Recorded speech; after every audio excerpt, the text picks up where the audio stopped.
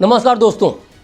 मोदी की राजनीतिक चाल, विपक्ष के सवालों के बाद मोदी के बयानों की ढाल और 2024 के लोकसभा चुनाव में ये सब कुछ फिल्मों के डायलॉग जैसे लगने लगे हैं। मोदी के दिमाग से खेलना मुश्किल ही नहीं, नामुमकिन है। पहले हम आपको पूरा मामला बता देते हैं, जिसमें वैकुंठ विपक्ष को लेकर आप भी वही कहेंगे जिसे पिछले कई महीनों से क्लिक इंडिया के सीईओ समीर कुमार भी दोहरा रहे हैं कि वैकुंठ विपक्ष के लिए मोदी की नीति उतनी प्रभावी नहीं है जितना कि विपक्ष की नीति ही जिम्मेदार है। विपक्ष को जनता के प्रति न तो अपनी जिम्मेदारी का एहसास है और न ही उत्तरदायित्व का, और यही कारण है कि दिनों दिन विपक्ष रसातल में जा रहा है, जो लोकतंत्र के लिए खतरनाक है। अब खबर पर बात करते हैं, और खबर ये है कि पीएम मोदी आज यानी 30 मई को आखिरी चरण का प्रचार खत्म करने के बाद तमिलनाडु के कन्याकुमारी में विवेकानंद रॉक मेमोरियल के ध्यान मंडपम में ध्यान करेंगे। इसके मायने क्या हैं, समझ रहे हैं आप? एक कन्याकुमारी, दूसरे विवेकानंद जी, तीसरे ध्यान और चौथा योगी की मुद्रा में पीएम मोदी। इसमें वोटरों के लिए अध्यात्म भी है, युग पुरुष की छवि भी, साधु सन्यासियों का आकर्षण भी, और पीएम का योगी की छवि में दर्शन भी। और दूसरे मायने से देखा जाए तो बंगाल में जो चुनाव हो रहे हैं उसमें 9 सीटों पर और बंगाल के बाहर 48 पर विपक्ष के लिए हाहाकार भी। मतलब कुल 57 सीटों पर मोदी ने एक साथ कई तरीके के चोट करने की कोशिश की है, और यही विपक्षी खेमा में खलबली का कारण भी है। कांग्रेस के वरिष्ठ नेता अभिषेक मनु सिंघवी कहते हैं कि हमें किसी के मौन व्रत कर रखने में कोई समस्या नहीं, लेकिन चुनाव के 48 घंटे पहले किसी भी प्रकार का प्रचार नहीं होना चाहिए, और उनके ध्यान की अवधि 30 मई की सुबह से 1 जून तक चलेगी। उन्होंने कहा कि उनके द्वारा चुनाव आयोग के सामने 2 पॉइंट्स रखे गए हैं। पहला कि 1 जून के बाद वह चाहे जो करें, और दूसरा कि वह गुरुवार से इस ध्यान की शुरुआत करते हैं तो मीडिया कवरेज पर प्रतिबंध लगा दिया जाए। जरा सोचिए कि विपक्ष किस तरह से मोदी की चाल में फंसता दिख रहा है। वह चाह कर भी ये नहीं कह सकता कि उसे पीएम मोदी के ध्यान से परेशानी है, और अगर वह कुछ ऐसा कहता है तो बीजेपी को शानदार मौका मिल जाता है कि उसे पीएम मोदी द्वारा विवेकानंद जी को ध्यान में रखने से भी परेशानी है। और इस बात का भी दावा नहीं किया जा सकता कि कांग्रेस पर बीजेपी के प्रवक्ता सोशल मीडिया पर ये आरोप लगाने से चूकेंगे। दूसरी बात कि कांग्रेस को मोदी के ध्यान को टेलीकास्ट करने से परेशानी है, जिसे वो आचार संहिता का उल्लंघन बता रहा है। राजनीति तो इस पर भी होनी है, और भाजपा की भरपूर कोशिश होगी कि वो इसे विवेकानंद से जोड़कर बंगाल के वोटरों को प्रभावित करे। मैं ये बातें क्यों कह रहा हूँ, जरा इसकी टाइमिंग सोचिए। 30 मई आज चुनाव प्रचार खत्म हो रहा है, आज पीएम मोदी जा रहे हैं, और 1 जून की शाम तक वो ध्यान मग्न रहेंगे। पीएम 1 जून के बाद भी जा सकते थे, और 4 जून के पहले भी ध्यान उनका खत्म हो सकता था, लेकिन 30 मई को चुनाव प्रचार समाप्त हो रहा है और 1 को वोटिंग होगी। और इस बीच में चूँकि खबरें तो पहले चल रही हैं तो लोगों के बीच में फैल ही रही है, और इस बीच में मतलब 30 की तारीख सिर्फ महत्वपूर्ण नहीं है, इसके पहले खबरें मैं बार बार कह रहा हूँ कि फैल रही हैं, और 30 के बाद और 1 जून से पहले आप सोचिए कितना कुछ विवेकानंद मेमोरियल को लेके, पीएम मोदी को लेके लोगों के बीच कितना कुछ फैल चुका होगा, क्या क्या मैसेज जा चुका होगा, और फिर वोटर्स या वोट बैंक किसके पक्ष में जाएगा, किसके विरोध में, इसके बारे में कुछ कहने की ज़रूरत नहीं है। दूसरी बात कि विवेकानंद जी बंगाल के ही थे, और बंगाली जनता के लिए विवेकानंद जी परम श्रद्धेय हैं। और चूँकि इस बार थोड़ी बहुत जाति की राजनीति बंगाल की राजनीति में प्रवेश कर गई है, लेकिन ओवरऑल बंगाल की राजनीति जात पात नहीं तय करती, इसलिए ये तो मैटर ही नहीं करता कि कौन किस जाति का है, बल्कि पूरी बंगाली जनता विवेकानंद जी को अपना मानती है। दूसरी बात कि स्वामी विवेकानंद के उपदेशों में पूरे देश का विश्वास है। विवेकानंद की लोकप्रियता इस हद तक है कि वे सार्वदेशिक हैं, सार्वकालिक हैं।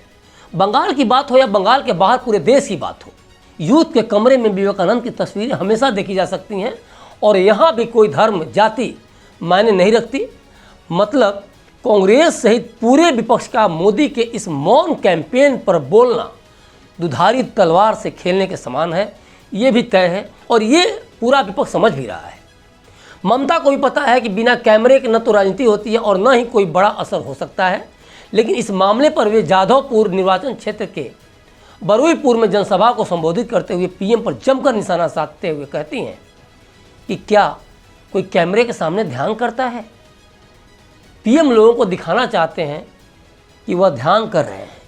ममता बनर्जी ने कहा है कि मोदी का कहना है कि वह भगवान है, तो उनको ध्यान क्यों करना है। ममता ने यह भी कहा कि पीएम इस तरह का प्रचार नहीं कर सकते हैं, ये तो सीधा साधा आदर्श आचार संहिता का उल्लंघन है, हम चुनाव आयोग से शिकायत करेंगे। पीएम का ध्यान आचार संहिता का उल्लंघन है या नहीं, ये तो चुनाव आयोग फैसला करे, लेकिन ममता को यह पता है कि पीएम के ध्यान के मायने क्या हैं। उन्होंने जो कहा इसमें कुछ गलत नहीं है और चुनाव से एक दिन पहले मोदी के इस बड़े दांव से इसलिए वे काफ़ी परेशान हैं क्योंकि उन्हें बंगाली जनता के लिए विवेकानंद का मतलब पता है। दूसरी बात कि अभी हाल ही में रामकृष्ण मिशन के संतों पर अनावश्यक बोलकर ममता बुरी तरह से फंस गई हैं। दूसरी तरफ श्री रामकृष्ण की पत्नी शारदा देवी के जन्म स्थान हुगली के जयराम बाटी में एक रैली में ममता ने कार्तिक महाराज को निशाने पर ले लिया।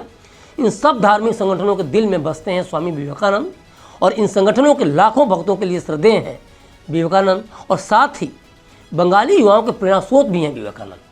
तो 1 जून को वोटिंग से ठीक पहले इस तरह का बयान तृणमूल के नैरेटिव को नुकसान पहुंचाएगा, ये भी तय है। दूसरी बात कि इन संगठनों से पीएम मोदी के घनिष्ठ संबंध हैं, तो यहाँ कई समीकरण एक साथ काम करते दिख रहे हैं।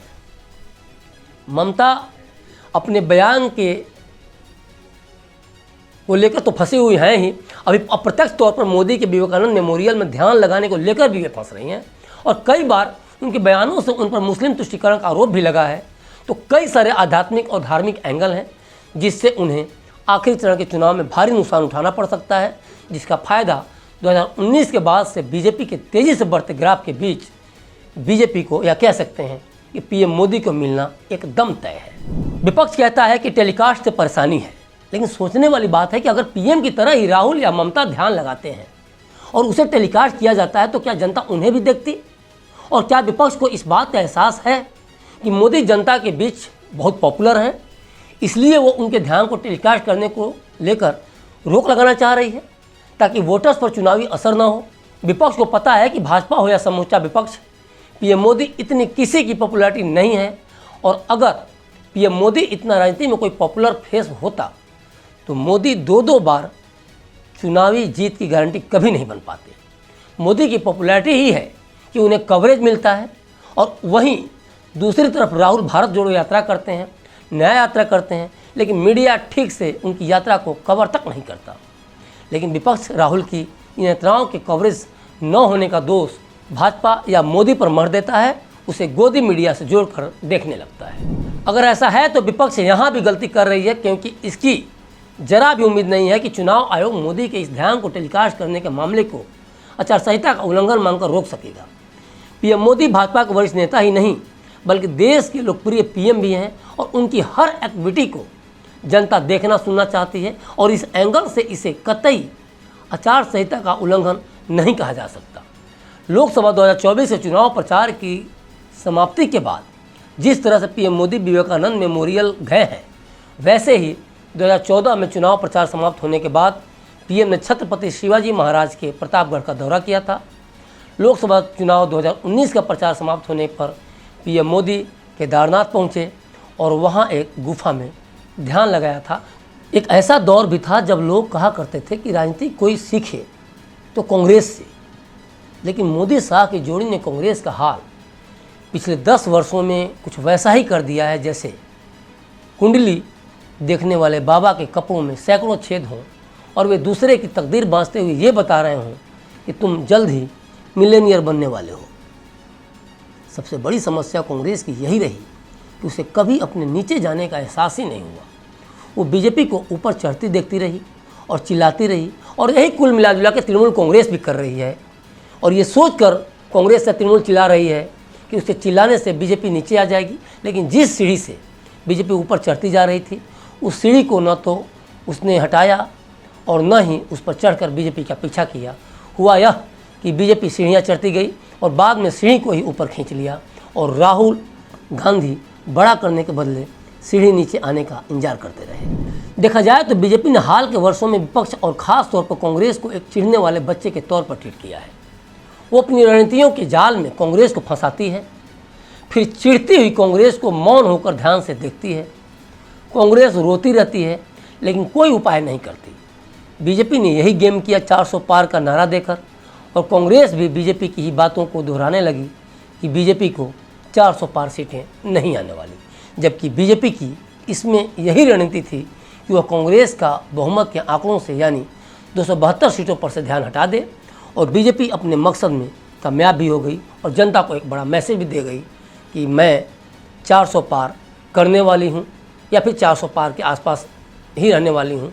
272 का कहीं से लेना देना मुझे नहीं है या मेरी पार्टी को नहीं है। अब चलिए, जब इतना विवेकानंद रॉक मेमोरियल को लेकर घमासान मचा हुआ है, या कह सकते हैं कि सियासी घमासान मचा हुआ है, तो जान लेते हैं कि आखिर क्यों है ये मेमोरियल इतना लोकप्रिय। कन्याकुमारी में समंदर की अतल गहराइयों से उभरी इस शिला का महत्व ऐतिहासिक ही नहीं, पौराणिक भी है। मान्यताओं के मुताबिक देवी पार्वती ने भी इसी स्थान पर एक पैर पर खड़े रहकर भगवान शिव के लिए उपासना की थी। देवी पार्वती शिव के लिए यहीं पर प्रतीक्षारत रहीं। भारत के इस दक्षिणी छोर का एक और महत्व ये है कि यहीं पर भारत की पूर्वी और पश्चिमी तट रेखाएँ भी मिलती हैं। ये हिंद महासागर, बंगाल की खाड़ी और अरब सागर का मिलन बिंदु भी है। बड़ी संख्या में हर साल यहाँ पर्यटक आते हैं और आज की तारीख में पर्यटन का ये बड़ा केंद्र भी है। विवेकानंद मेमोरियल में 133 साल पहले स्वामी विवेकानंद तैरकर पहुँचे थे और उन्होंने 3 दिन तक ध्यान लगाया था। कहा जाता है कि यहीं उन्हें भारत माता के दिव्य अवधारणा की अनुभूति हुई थी। इस यात्रा का स्वामी विवेकानंद के जीवन पर खासा प्रभाव पड़ा।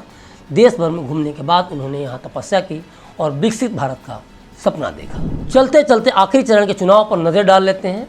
देखा जाए तो चुनाव के अंत का पूरा मामला कन्याकुमारी में जाकर मोदी सेंट्रिक हो जा रहा है, लेकिन लोकसभा 24 के चुनाव की शुरुआत 19 अप्रैल से देश में 7 चरणों में हुई थी। 1 जून को 7वें और आखिरी चरण के लिए वोट डाले जाएंगे। अंतिम चरण में 8 राज्यों की 57 सीटों पर वोटिंग होगी। इनमें उत्तर प्रदेश की 13, पंजाब की 13, पश्चिम बंगाल की 9, बिहार की 8, ओडिशा की 6, हिमाचल प्रदेश की 4, झारखंड की 3 और चंडीगढ़ की 1 सीट शामिल है। इन सबके बीच बीजेपी ने एनडीए के 400 पार का दावा किया। बीजेपी कह रही है कि पीएम मोदी तीसरी बार प्रधानमंत्री बनने जा रहे हैं। वहीं इंडिया गठबंधन ने दावा किया है इस बार जनता ने मन बना लिया है और सरकार इंडिया गठबंधन की बनेगी। 4 जून को रिजल्ट आना बाकी है। देखते हैं किसके दावे में दम है और कौन खोखले दावे पर जीत का सेहरा बांधना चाहता है। तो अभी तक के लिए बस इतना ही। देखते रहिए क्लिक इंडिया और मुझे दीजिए इजाज़त। शुक्रिया।